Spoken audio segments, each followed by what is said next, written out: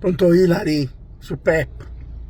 Senti Ilari, io vabbè, ho saputo, è troppo brutto, è una cosa veramente che non ci voleva, che veramente non ci voleva, non ci voleva. Sì, ho capito, ma c'era fatto sta guerra, lo Covid, mi capite che è capitato? Cioè, che sono cose veramente importanti. Infatti, stai vedendo l'Italia si sta stringendo attorno a voi perché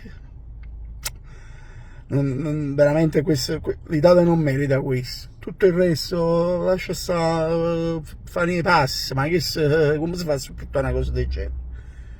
Niente, Draghi, così, i politici vi stanno vicino, sta organizzando delle cose, facendo qualche ordinanza, qualcosa per sostenere sto fatto. L'unico consiglio non fai a Di Maio a casa Francesco, che ne hai visto quando aiuti in Ucraina, là è scoppiata la guerra subito. Proprio chi è il ministro degli esteri, a Buongiazzi, che è stata a Roma. E mi spiace solo che Barbara D'Urso sta in ferie, perché sennò sai come sta arreglato, cioè comunque poteva pure essere una mano. Guarda, è brutto, è brutto, è brutto. Io mo rimane tengo pure l'arena frega, ma non tengo proprio capo. Ma fa, sta su in mezzo.